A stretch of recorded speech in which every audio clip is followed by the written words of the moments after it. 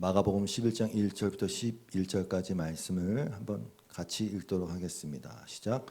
그들이 예루살렘에 가까이 와서 감람산 벳바게와 베다니에 이르렀을 때에 예수께서 제자 중 둘을 보내시며 이르시되 너희는 맞은편 마을로 가라. 그리로 들어가면 곧 아직 아무도 타보지 않은 나귀 새끼가 매여 있는 것을 보리니 풀어 끌고 오라. 만일 누가 너희에게 왜 이렇게 하느냐 묻거든 주가 쓰시겠다 하라. 그리하면 즉시 이리로 보내리라 하시니 제자들이 가서 본즉 나귀 새끼가 문 앞 거리에 매여 있는지라. 그것을 푸니 거기 서 있는 사람 중 어떤 이들이 이르되 나귀 새끼를 풀어 무엇하려느냐 하며 제자들이 예수께 이르신 대로 말하되 이에 허락하는지라. 나귀 새끼를 예수께로 끌고 와서 자기들의 겉옷을 그 위에 얹어 놓음에 예수께서 타시니 많은 사람들은 자기들의 겉옷을 또 다른 이들은 들에서 벤 나뭇가지를 길에 펴며 앞에서 가고 뒤에서 따르는 자들이 소리 지르되 호산나 찬송하리로다 주의 이름으로 오시는 이여 찬송하리로다 오는 우리 조상 다윗의 나라여 가장 높은 곳에서 호산나 하더라. 예수께서 예루살렘에 이르러 성전에 들어가사 모든 것을 둘러보시고 때가 이미 저물매 12 제자를 데리시고 베다니에서 나가시니라. 아멘. 11장부터가 소위 말하는 그 고난주간, 즉 예수님의 십자가 죽음과 부활에 이르기 직전의 일주일간의 기록이에요. 근데 이 마가복음의 분량의 3분의 1을 차지하고 있어요. 그만큼 중요하다는 이야기겠죠. 그리고 오늘 본문이 바로 그것의 시작을 알리는 예루살렘 입성에 관한 거예요. 우리가 이 복음서를 살펴보면서 느꼈지만 예수님께서는 이 전까지 당신의 메시아 되심을 이렇게 자꾸 숨기셨어요. 말하지 말아라, 말하지 말아라 하셨고 일부 제자들에게만 밝히셨다는 것이죠. 물론 제자들이 그것을 찰떡같이 알아듣지는 못했어요. 여전히 헤매고 있었어요. 자신들이 뭘 원하는지도 모르는 그런 요구를 주님께 하면서 그렇게 있었으니까. 근데 여러분 제자들을 탓할 것은 아니에요. 그 제자들은 성도가 어떻게 하나님의 자녀, 주님의 제자가 되는지를 고스란히 보여주고 있는 대표 선수니까요. 하나님이 어떻게 이 부지깽이 같고 옹고집과 교만투성이의 인간을 하나님의 자녀로 거듭나게 하시는지를 잘 보여주고 있는 것이죠. 이런 질문 할 수는 있어요. 아니 이게 주님은 왜 이렇게 알아먹지도 못하는데 뭘 그리 뭐 순한 고지도 3번씩이나 하시고 뭘 그렇게 알려주셨을까? 근데 여러분 그게 주님이 부르신 자들의 특권이에요. 그냥 여러분의 가족을 한번 생각해 보십시오. 그들이 세상 누구보다 똑똑하고 자격이 있고 잘 알아먹어서 가족이 된 게 아니거든요. 근데 가족이 되었기에 알아먹든 못 알아먹든 그 가족의 비밀을 공유하게 되고 말해주게 되고 나누게 되는 그 자리에 있을 뿐이에요. 이게 이해되시죠? 제자 즉 주님께서는 자기 사람들을 사랑하시되 끝까지 사랑하셨어요. 왜? 하나님이 자기에게 주신 자거든요. 사랑하기로 작정한 자니까 가족 삼기로 했으니까 그냥 그 얘기를 나눠주는 것 자체가 큰 의미가 있는 거예요. 일단 알아먹든 못 알아먹든 간에. 요한복음 17장 9절 이하의 말씀이죠. 내가 그들을 위하여 비옵나니 예수님의 기도예요. 내가 비옵는 것은 세상을 위함이 아니요 내게 주신 자들을 위함이니이다. 이 마음에 팍팍 꽂힙니다.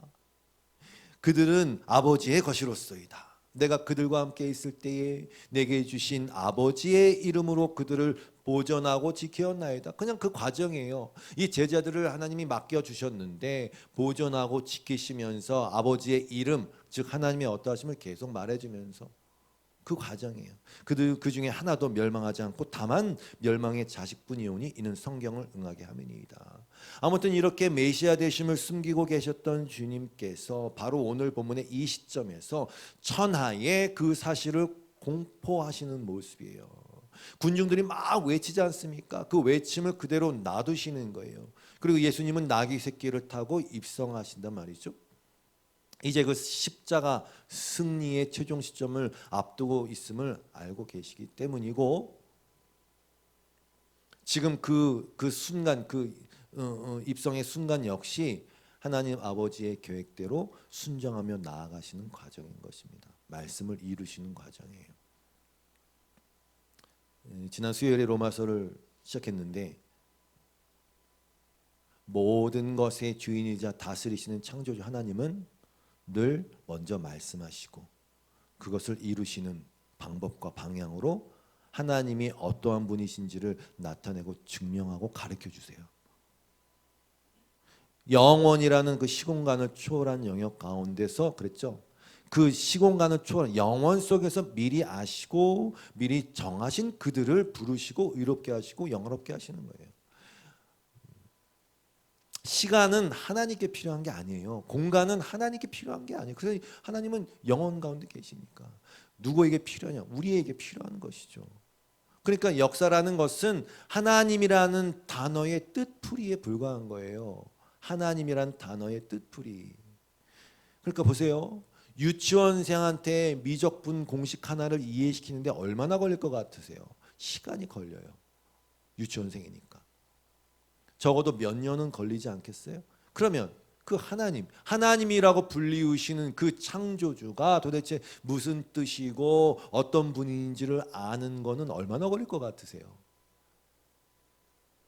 인간이란 존재한테 하나님이란 분의 그 신실하심이 어떤 건지, 하나님의 거룩이 도대체 하는 그 거룩 말고 진짜 거룩의 의미가 뭔지, 하나님이 원하시는 거룩의 의미가 뭔지, 하나님의 사랑, 즉 steadfast love, 그 변치 않고 이 인내가 한이 없으시면서 참으시면서 계속적으로 변함없이 사랑하시는 그 사랑을 증명하려면 그 시간이 필요하죠. 당연히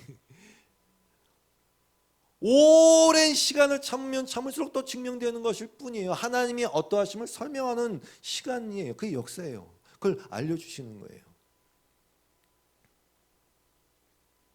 그리고 그것을 저와 여러분의 인생 내내 가르쳐 주시는 거예요. 그래서 제가 아는 하나님이 초등학교 때 하나님과 지금의 하나님이 다른 이유가 그거예요. 여러분도 마찬가지일걸요. 말씀을 읽었는데 그 말씀이 그 말 똑같은 구절이지만 그 구절이 지금의 다가오는 강도가 다르단 말입니다. 시간의 의미예요. 그게 시간의 의미.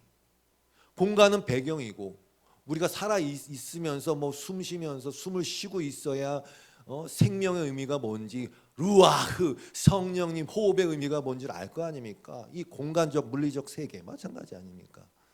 그래서 그 하나님이 어떠한 분이신지를, 그리고 인간이 어떠한 존재인지를 그 증언해줄 증인인 이 인간의 역사가 그래서 그렇게 인간의 헛짓거리로 많이 채워져 있는 거예요. 그리고 그것을 덮는 하나님의 은혜, 그 가운데 붙잡아 내시는 그 구원의 시간, 그 목격자 넘치는 거예요. 그래서 성경이 기록된 이유이기도 합니다.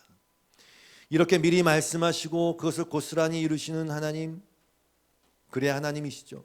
그러니까 다시 말씀드립니다. 즉흥적 구원, 플랜 B가 난무하는 구원사역, 이건 하나님하고 정말 어울리지 않아요. 그런 하나님이라면 저와 여러분이 얻은 구원과 그 하나님의 영광이 언제 어떻게 될지 어떻게 보장합니까? 단순한 이치입니다. 하나님됨이 그러셔야만 하는 단순한 이치입니다. 플랜 B, 플랜 C, 플랜 D 그건 끔찍한 일입니다. 하나님은 어제나 오늘이나 내일이나 동일하신 분이고, 그리고 하나님은 처음이고 나중이에요. 이게 참 이해는 안 되지만 처음이고 나중이에요. 이게 처음과 나중, 이게 합치면 영원이에요. 알파와 오메가, 빛도 짓고 어둠도 창조하신 분, 모든 것을 그 선하신 뜻대로 완전하게 이루시는 분이란 말입니다. 우리 예수님은 그 사실을 공생의 기간 내내 보여주시면서 하나님의 말씀을 계속적으로 미리 말씀하신 것을 이루시는 일을 오늘 본문에서도 하고 있는 거예요. 나귀 새끼.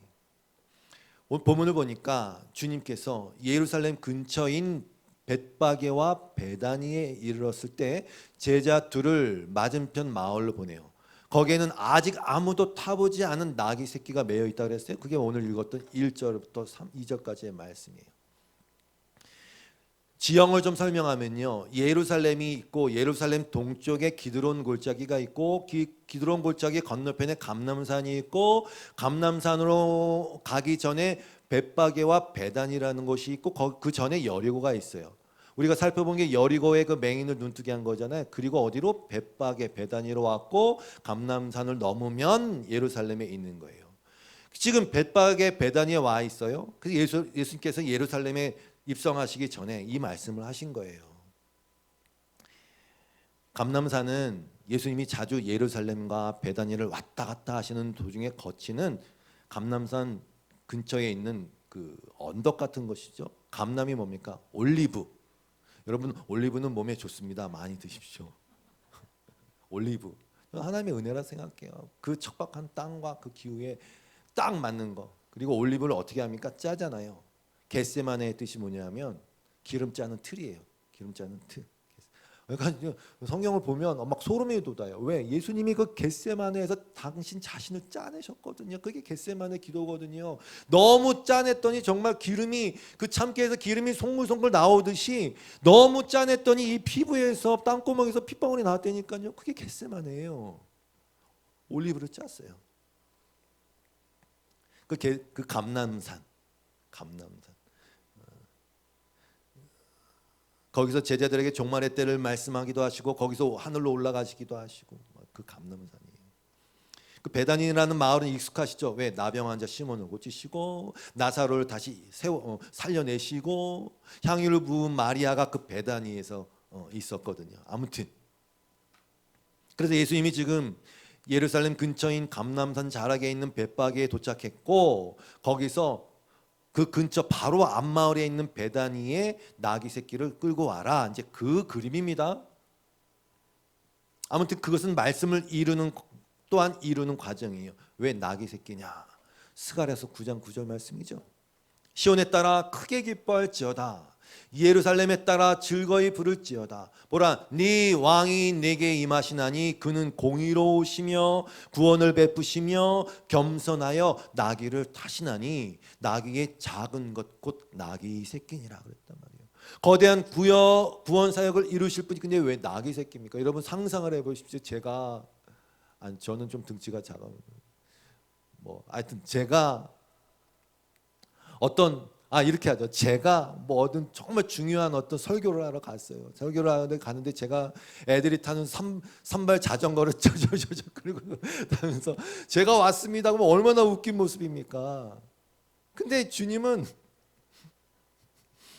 작은 것을 타고 계세요. 그러니까 나귀가 주님께 깔린 형국이겠죠. 주님은 이만하신데 나귀는 요만하단 말이죠. 김정은 어떻게 합니까? 백두산에 늠름한 백마를 타고 가서 사진을 찍어서 뿌린다면 그게 원래 어울려요. 왕이다. 내가 다스리는 자다. 그게 어울리는 그림인데 나귀 새끼를 타고 가서 이제 들어가셨단 말이에요. 근데 그게 하나님의 나라거든요. 이 세상의 나라가 아니라 주님이 친히 말씀하셨듯이 주님은 온유하고 겸손하신 분이에요. 그 주님은 섬기러 오셨어요. 죽으러 오셨어요. 가장 큰 분이 가장 낮은 자리에 오셔서 그 하나님 나라의 법칙대로 하나님 나라의 질서를 말씀하시며 그렇게 사시니까 나귀 새끼를 타시죠. 당연히. 그 성도는 생각이 뒤집은 자예요. 완전히 뒤집혀버린 자예요. 그리고 매여있는 낙이에요. 창세기 49장 10절에 보면 야곱이 자식들 불러놓고 이런 예언의 말을 했단 말이죠. 그 중에 유다에게 한 말이 이겁니다. 규는 왕이 들어다 놨다 하는 막대기. 그래서 들어오거라 허하노라 그러면 딱 들고 안 되면 내리고 그게 규예요. 그 왕족에 관한 얘기죠. 규가 유다를 떠나지 아니하며 통치자의 지팡이가 그 발 사이에서 떠나지 아니하기를 실로가 오시기까지 이르리니 그에게 모든 백성이 복종하리로다. 근데 그의 나귀를 포도나무에 매며 나귀를 왜 맨다는 이런 예언을 했을까? 매여 있는 나귀예요. 매여 있는 나귀. 그 매여 있는 나귀를 풀어서 데리고 오라고 말씀하신 거예요. 그리고 결정적인 건 이 말씀이죠. 나귀를 풀어서 데려올 때 주가 쓰시겠다라고 얘기해. 이렇게 주님이 말씀하셔요. 11장 3절이에요. 만일 누가 너희에게 왜 이렇게 하느냐 묻거든 주가 쓰시겠다 하라. 그리하면 즉시 이리로 보내리라 하시니. 그랬어요. 자, 근데 중요한 말씀 하나 드릴게요. 여기에 사실은 한 단어가 빠진 채로 번역이 됐어요. 그게 다시 우리말로 다시라는 의미의 팔린이라는 단어가 빠졌는데 설명을 드릴게요. 그래서 제가 새 번역과 개역 개정을 같이 실어 놓은 거예요. 개역 개정의 의미는 주가 쓰시겠다라 그리하면 즉시 이리로 보낼 거다라는 의미고, 새 번역은 어떻게 번역했냐 하면 주님께서 쓰시려고 합니다. 그리고 쓰시고 나면 지체 없이 돌려보내 줄 겁니다 라는 식으로 번역해요. 이해되시죠?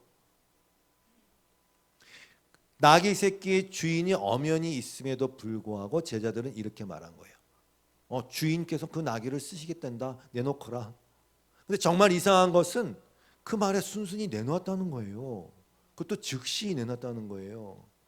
근데 그 자리에 나귀의 주인만 있었던 게 아니에요. 사람들이 있었다고 그랬거든요. 길가에 매여 있었고. 제자들이 보니까 말씀대로 보니까 가니까 나귀가 매여 있어요. 문 앞 거리에 매여 있어요. 그냥 막 풉니다. 거기 있던 사람들이 물어봅니다. 무슨 짓입니까? 이렇게 했겠죠. 무슨 짓입니까 지금? 당신 누구야? 왜 나귀를 풀어 가는 겁니까? 당연하죠. 누군가는 그런 얘기를 하더라고요. 예수님이 이미 다 제자 보내서 선약을 하셨을 거라고. 예야가 그게 아니죠. 아까 말씀드린 것처럼 다시라는 단어가 빠졌는데, 팔린이라는 단어가 빠졌는데, 개역개정의 뉘앙스는 예수님이 주인이신데, 나귀의 주인이에요. 주님이신데 그 주인이 쓰시겠다고 한다. 그러니까 너 맡고 있었던 너 다시 돌려보내라. 주인께 다시 즉시 돌려보내라. 그런 의미예요. 당연하죠. 로마서 11장 36절 말씀처럼 만물이 주에게서 나오고 주로 말미암고 주에게로 돌아감이라. 그에게 영광이 세세히 있을지어다. 만물은 그냥 이렇게 생각하시면 돼요. 다 주님의 것이에요. 주님의 것이에요. 만물은 다 주님에게서 나왔고 지금 유지하고 이렇게 돼 있는 것도 주님으로 말미암는 것이고 결국 주님께로 돌아가는 거예요. 이 나귀도 주님께로 돌아가는 게 맞아요. 쓰겠다. 네, 즉시 돌려보냅니다. 우리는 소위 말하는 청직이고요.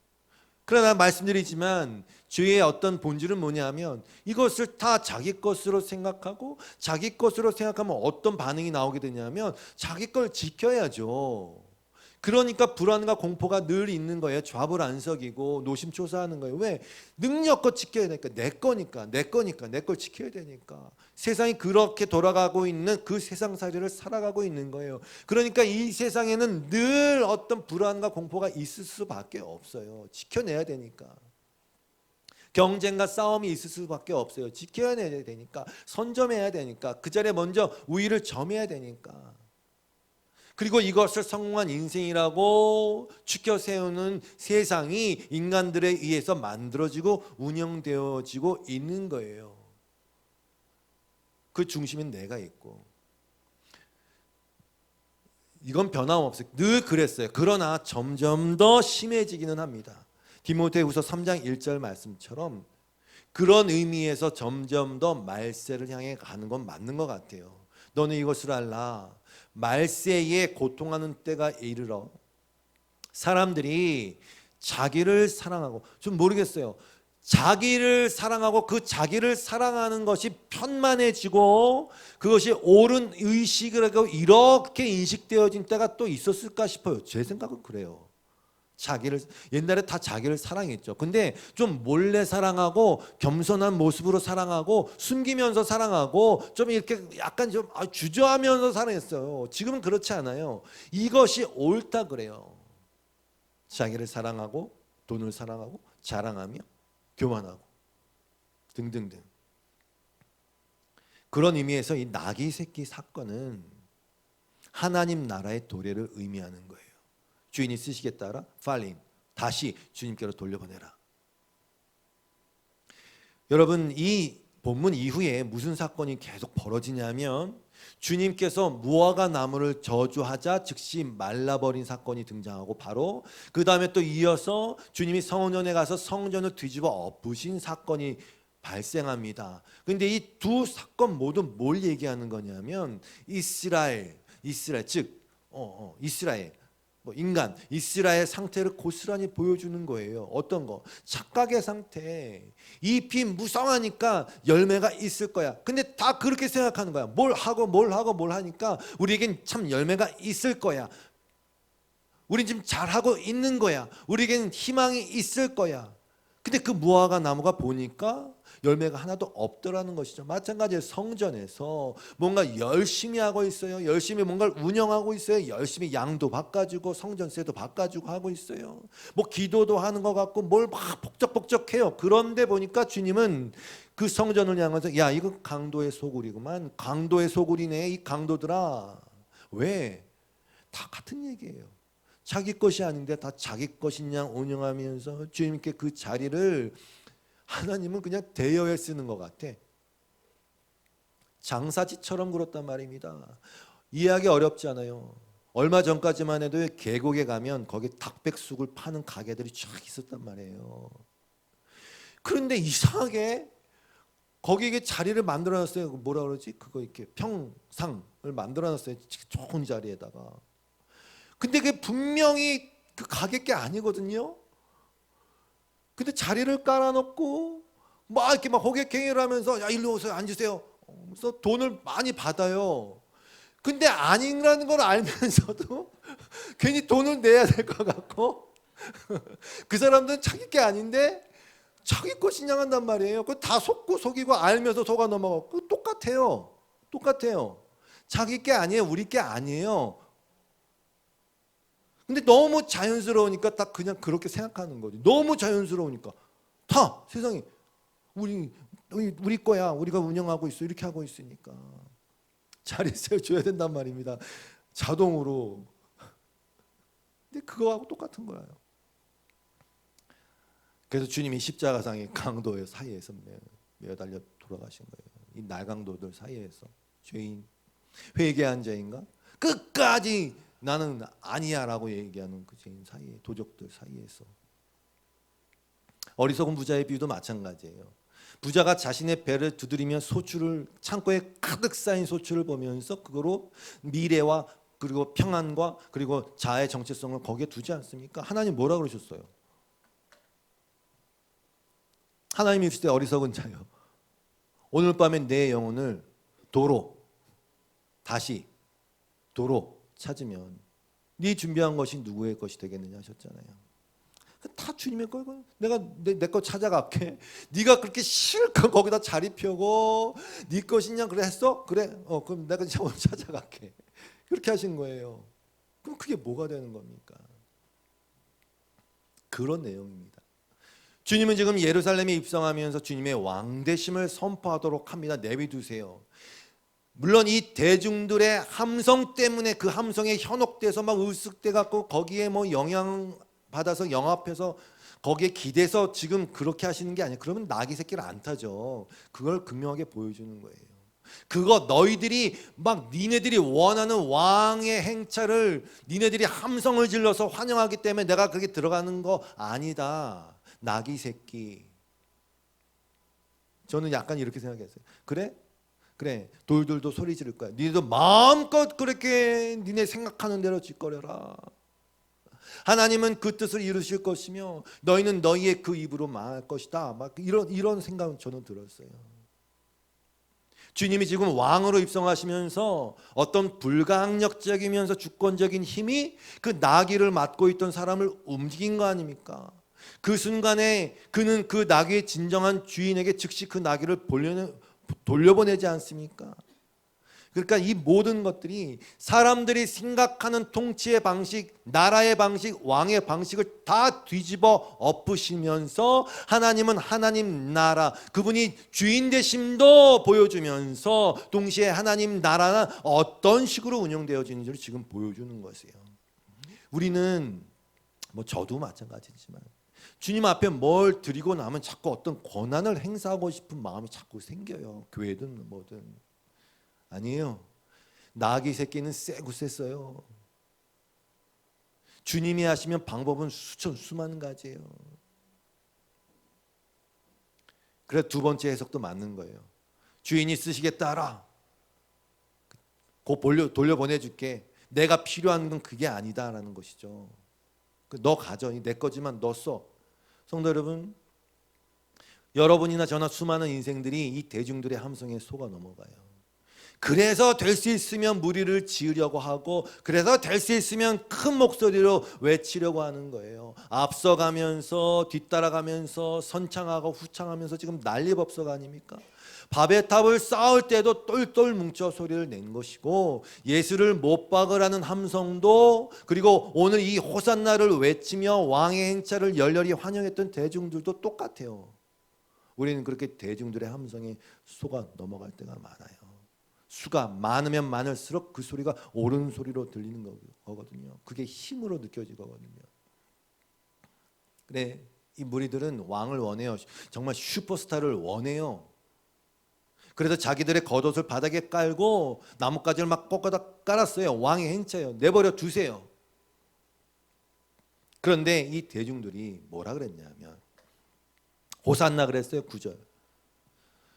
호산나 찬송하리로다. 주의 이름으로 오시는 이여 찬송하리로다. 오는 우리 조상 다윗의 나라요. 이렇게 했어요. 다윗의 나라요.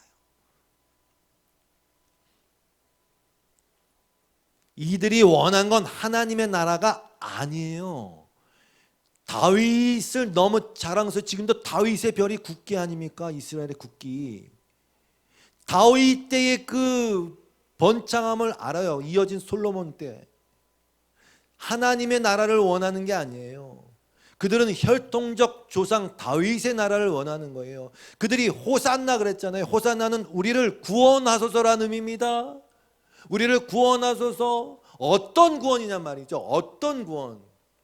예수님이 다윗의 자손으로 오신 것은 다윗에게 허락한 확실한 은혜 뭡니까? 내가 너를 붙들고 있어. 너는 범죄하고 넘어지고 비틀거리지만 내 은혜가 너를 붙들고 있어. 내가 약속할게 하신 하나님의 신실하신 약속 때문에 그것을 증명해내면서 다윗의 자손을 통해서 예수님이 오신 것이고, 또 사람으로 하나님이 오셔야 되기 때문에 그 혈통적 다윗의 자손에서 진짜 사람으로 예수님이 오셔야 하기 때문에 다윗의 자손으로 오신 거예요.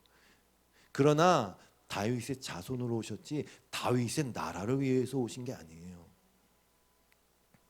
근데 이 대중들은 그저 그 호산나, 그 구원을 원한 거예요. 정치적 메시아로서 다윗의 나라를 위해서 로마의 식민지에서 구원해 줄 메시아, 다윗 시대의 영광을 찾아줄 메시아, 하늘의 빵이 아닌 이 땅의 빵을 풍족히 배불리게 먹여줄 그 왕, 그걸 지금 호산나 하면서 그냥 이파리를 흔들고 난리 법석을 치면서 지금 그 왕을 구한 겁니다. 성도 여러분, 예수님은 다윗의 나라를 다시 회복시켜 건져내시기 위해서가 아니라 자기 백성 그들의 죄에서 구원할 자로 오셨어요. 그 호산나거든요. 그 호산나. 죄에서 구원할 자. 인간은 모순에 빠져 있는 것 같아요. 무슨 모순인지 설명드릴게요.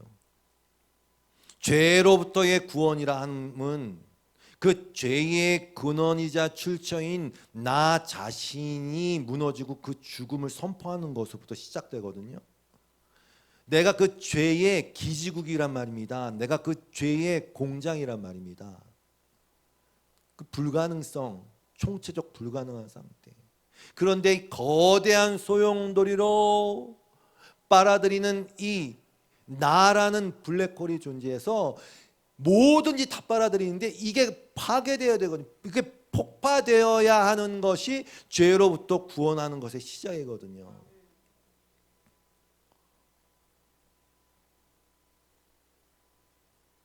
이 블랙홀은 모든 것을 다 빨아들여서 나라는 창을 통해서 재해석된 나의 왕국을 계속 생산해내니까 그 폭파되어야 돼요. 폭파되어야 돼요. 자기 목숨까지 미워하지 아니하면 내 제자가 될 수 없다는 의미라고 설명드렸었잖아요. 그런데 자꾸 구원을 원하는데 복파되어야 할 그 나를 건실하게 지켜달라는 그 구원을 계속 요구하는 거예요. 주님, 내가 무너질 것 같아요. 내 자존심 좀 세워주세요. 현찰 좀 이렇게 넣어주세요. 은행에 좀 나도 좀 자존심 좀 나 좀 세워주세요. 돈 좀 주세요. 그러니까 모순이에요. 호산나 해서 내가 박살내야 되는데 자꾸 나를 세워달라는 호산나를 부르고 있으니까 그 모순을 계속 헤매는 거예요. 계속 헤매는 거예요. 여기에 있던 이 군중들도 그 나라를, 자신들의 나라를 구했을 뿐이에요. 그 구원을 구했을 뿐이에요. 그런데 주님은 어떻게 했느냐? 이제 끝으로 가고 있습니다. 이 열광적 환영식의 열개와 함성 뒤에는 무슨 일이 있었냐? 오늘 본문의 마지막 절은 이렇게 끝납니다. 11절이에요. 예수께서 예루살렘에 이르러 성전에 들어가사 모든 것을 둘러보시고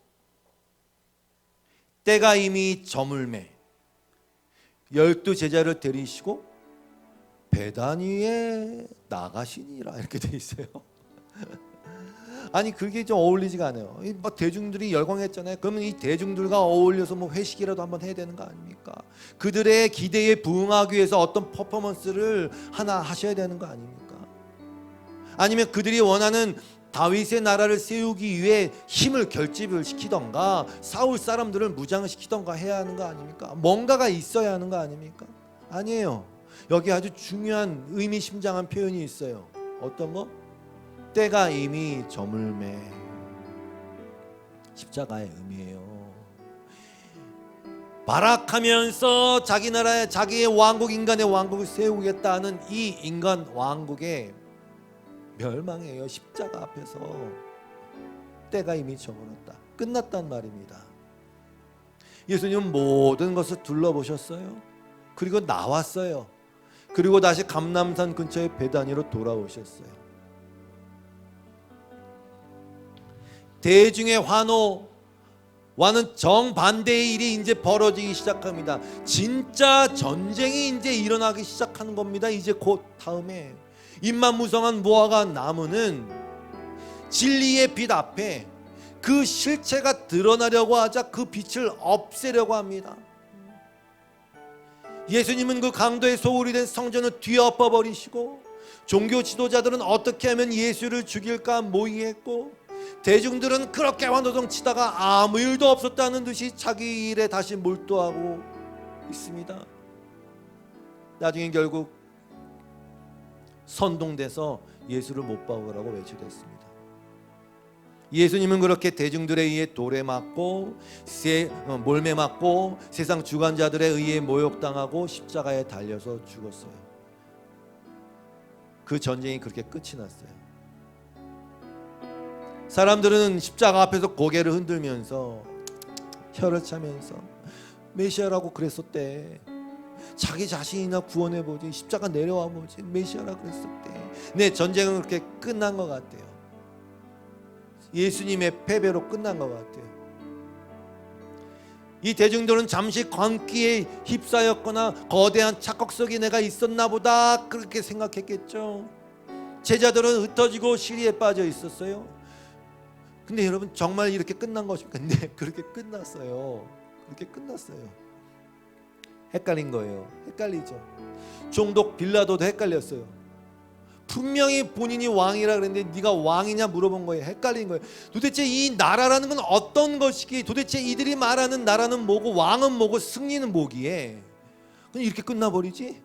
그 함성은 다 어디 갔지? 호산나 호산나 그 함성은 다 어디 갔지? 이 대중들은 뭐며, 여기에 붙잡혀서 채찍 맞고 있는 이 왕은 도대체 뭐며, 이 왕이 말하고자 하는 그 하나님의 나라는 뭐며, 이해가 되지 않는 거예요. 그 헷갈리는 거예요. 근데 여러분 물어볼게요. 여러분도 헷갈리시잖아요. 여러분도 헷갈리잖아요. 하나님이 살아계신다고 교회에서 맨날 얘기하는데 보니까 나가보니까 하나님이 살아계신 것 같지가 않잖아요. 사실 세상이 왕이고 돈 많은 자가 왕이고 헷갈리죠. 나를 돕는 분이라고, 사망의 음침한 골짜기에서 나를 지켜주시는 분이라고 하는데 나는 고스란히 고난을 당하는 것 같고 내 앞길을 풀리지 않으니까 헷갈리죠. 헷갈리잖아요. 여러분, 근데 헷갈리는 이유는 단 한 가지 때문이에요. 계속적으로 이 땅의 나라, 다윗의 나라, 이 땅의 계산법, 이 땅의 측량적으로 도구를 가지고 하나님의 나라를 재고 있으니까 헷갈릴 뿐입니다. 다른 이유가 없어요. 그 호산나를 부르니까 헷갈리는 거예요. 보세요. 얼마 전에 월드컵에서요, 한 축구 선수가 한 경기에 2골을 넣어버렸어요. 그랬더니 외모마저 잘생겼어. 그랬더니 갑자기 그 인스타에 팔로워가 순간적으로 몇십만 명인지 뭐 쳐막 넘어선 거예요. 맞아요.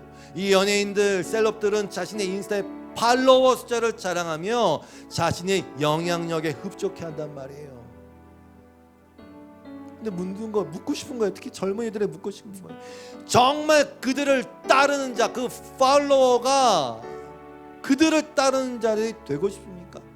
정말 이 대중들이 옳다고 생각하십니까? 그 수많은 무리들이 모여갖고 함께하는 자리가 옳다고 생각하십니까? 정말 그것들이 여러분의 인생을 책임져 준다고 생각하십니까? 여러분, 우리는 주님을 따라야 됩니다. 너무 당연한 말씀 드려 죄송해요. 우리는 주님을 따라야 되는 거예요. 요한복음 8장 12절 말씀처럼 예수께서 또 말씀하여 이르시되 나는 세상의 빛이니 나를 따르는 자는 어둠에 다니지 아니하고 생명의 빛을 얻으리라. 아멘. 그러니까 팔로워가 되고 싶으면 주님의 인스타가 없으면 어떡하지? 팔로워하세요. 믿음으로 고백하시란 말입니다. 로마서 8장 5절 말씀. 육신을 따르는 자는 육신의 일을, 영을 따르는 자는 영의 일을 생각하나니 육신의 생각은 사망이요 영의 생각은 생명과 평안이니라. 대중이 옳지 않아요. 그렇다고 소수가 옳다는 얘기를 하는 것도 아닙니다. 하나님이 옳습니다. 예수님이 옳습니다. 근데 문제는 그 길을 가는 자가 많지 않고 그 길이 좁다는 게 문제죠. 마태복음 7장 13절 이하의 말씀처럼 좁은 문으로 들어가라. 멸망으로 인도하는 문은 크고 그 길이 넓어 그리로 들어가는 자가 많고 생명으로 인도하는 문은 좁고 길이 협착하여 찾는 자가 적음이라. 대중이 틀리다고 해서 소수가 옳다는 얘기가 아닙니다. 그냥 소수를 말하는 이유는 그 생명의 길을 보는 것이 우리의 힘으로 불가능하기에, 맹인 같은 존재들이기에 그 눈을 뜨게 해서 그 빛을 보게 하는 하나님의 역사가 미치고 그 은혜가 미치는 자에게만 열려있기 때문에 소수라고 얘기하는 것 뿐이에요. 그 주님을 따라가야 돼요. 주님을 따라가야 돼요. 마지막으로 이 말씀을 드리고요. 로마서 12장 2절 말씀이에요. 너희는 이 세대를 본받지 말고 오직 마음을 새롭게 함으로 변화를 받아 하나님의 선하시고 기뻐하시고 온전한 뜻이 무엇인지 분별하도록. 제가 한번 말씀드린 적이 있어요. 영어로 be conformed, do not be conformed to this world. 우리는 컨펌이란 단어를 자주 써요. 언제? 뭔가 결정하고 상사의 허락을 받을 때, 야, 너 컨펌 받았어? 컨펌 받았어? 승인 받았어? 이렇게 얘기합니다. 히스케마티죠. 이게 의미가 같은 모양이 되다, 뭐뭐에 순응시키다, 자기 자신을 본질적으로 다른 사람과 동일시하다는 의미거든요. 그런데 성도 여러분, 우리는 세상의 컨펌을 받는 자들이 아닙니다. 대중의 컨펌을 받지 마세요. 그들의 입맛에 길들여지지 마세요. 왜 우리가 세상의 컨펌을 받아야 됩니까?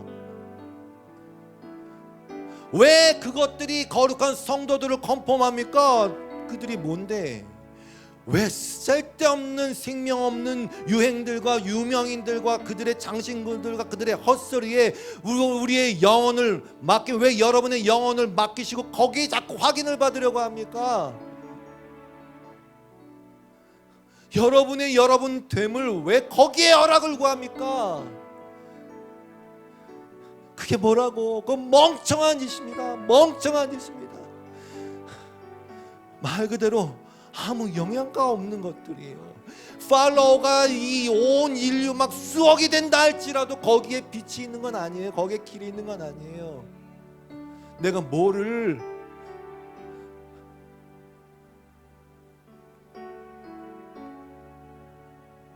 그냥 이러시면 돼요. 그랬어? 와, 2골 넣었다. 와우, 멋있어. 좋았어. 넘어가세요. 좋은 명품 선물 받았어. 명품 넥타이 받았어. 오, 야, 이 디자인 멋있네. 그럼 메고 다니세요. 그리고 끝. 내가 여기에 컨펌 받는 게 아니라니까요. 그냥 툭 쳐버리세요. 뭐 주시면 즐기고. 누가 나한테 람보르기니를 줬어. 오, 멋있는데? 근데 나는 부담된다. 너 가져.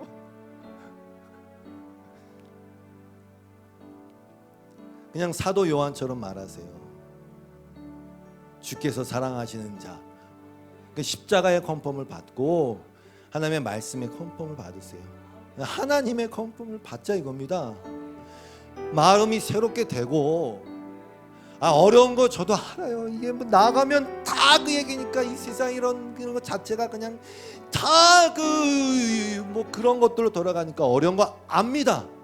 그러니까 얘기하는 거 아니까 바울도 야, 마음이 transformed,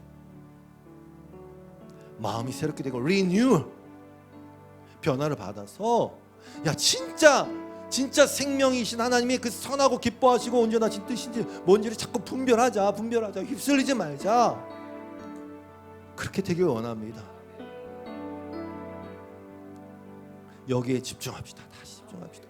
여러분은 여러분 자신이고, 더 나아가서 여러분을, 다시 말씀드립니다, 여러분을 컨펌할 수 있는 것은, 아니 컨펌 받아야 되는 것은 예수 그리스도의 보혈로 도장을 찍은 십자가밖에 없음을 주님으로 선포합니다. 주님의 사랑을 받는다는 그 자체만으로 우린 다 컨펌이 된 거고, 우린 모든 것을 이룬 자들이란 말입니다. 그런 저와 여러분이 되시길 바랍니다. 좀 그럽시다. 좀 세상을 좀 우습게 여깁시다. 비록 돈 없고 못 먹어도 이건 말이 되는 건가? 우리가 돈이 없지 가오가 없냐? 우리가 진짜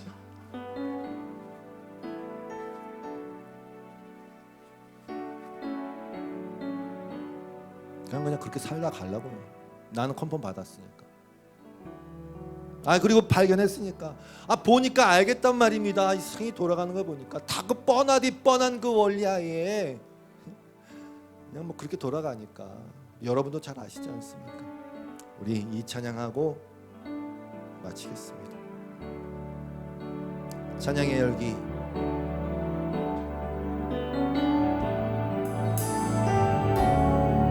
찬양의 열기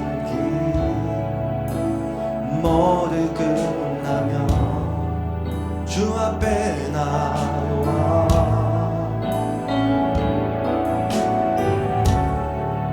모두 진실한 예배 드리네 주님을 향한 노래 이상의 노래 이상의 노래 내 맘 깊은 곳에 주께서 원하신 것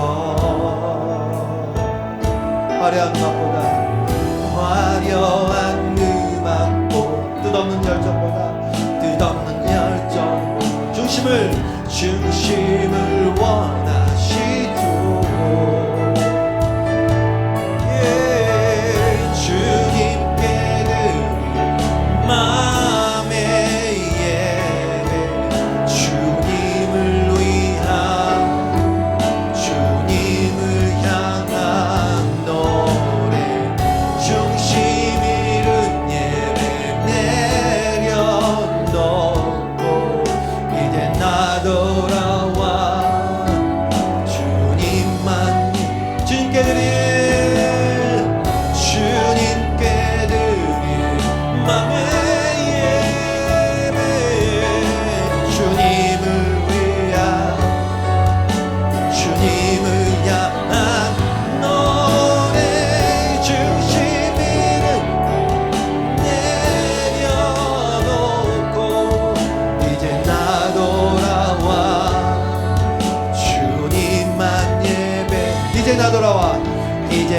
나 돌아와 주님만 다시 한번 이제 나 돌아와 이제 나 돌아와 주님만 예배요. 이 시간 주님의 성령의 감동으로 선포합니다. 여러분은 하나님의 존귀한 자녀들입니다.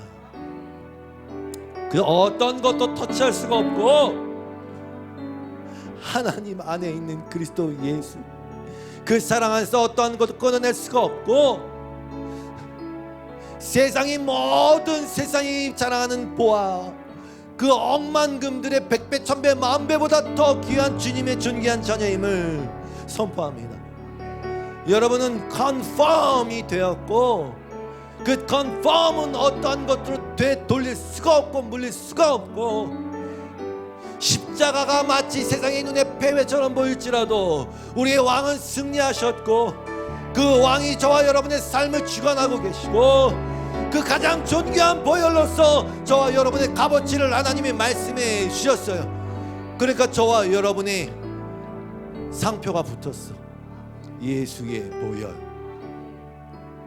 할렐루야. 당당하게 삽시다. 당당하게 삽시다. 당당하게 삽시다. 하나님 감사합니다. 하나님 저 지금 객기 부리는 거 아닙니다. 하나님 진실을 말씀해 주셨고 성령을 통하여서 이 세상의 실제를 보게 하셨고 썩어져가는 그 구습과 그 유치한 원리들에서 나를 깨워주셨고 그래서 하나님의 존귀하신 그 계획이 뭔지를 알려주셨고 그냥 말씀만 하신 것이 아니라 구구절절 말씀하신 것들 다 이루셨고 특별히 당신의 아들을 보내셔서 역사적 분명한 사실은 십자가를 달려 보내 죽게 하셨고 부활하시게 하시지 않으셨습니까? 주님 저는 믿습니다. 이 세상에 때가 되어 다 저물어 간다 할지라도 바로 이때 빛 대신 주님이 밝게 빛날 것입니다. 주님이 보일 것입니다. 더 확실하게 주님이 보입니다. 우리는 우리를 신뢰하지 않습니다. 내 자신의 어떤 것에다가 날 무언가를 두지 않습니다. 하나님 주님께 둡니다. 주님을 찬양합니다. 예수님의 이름으로 기도드리오며 소중한 마음으로 주님을 존귀히 여기며 사랑하는 마음으로 주 앞에 드린 모든 예물을 축복하시고 만물의 주인이신 주님 우리의 소중한 믿음을 지키기에 가장 적절한 것들로 채워 주시옵소서. 하나님의 살아계심을 드러내 나타내 보여주시되 세상의 방식이 아닌 하나님 나라의 방식으로 보여주시옵소서. 그 축복이 우리 교회에 있게 하여 주시옵소서. 예수님의 이름으로 기도드리오며 이제는 우리 주 예수 그리스도의 놀라우신 은혜와 하나님 아버지의 극진하신 사랑하심과 성령님의 깨닫게 하시고 교통하심이 호산나 우리를 구원하소서 외치되 진정한 하나님의 나라를 바라보며 우리의 본향을 바라보며 외치며 예배한 하나님의 사람들 위에 이 교회 위에 영원토록 함께 하시기를 간절히 축원하옵나이다. 아멘.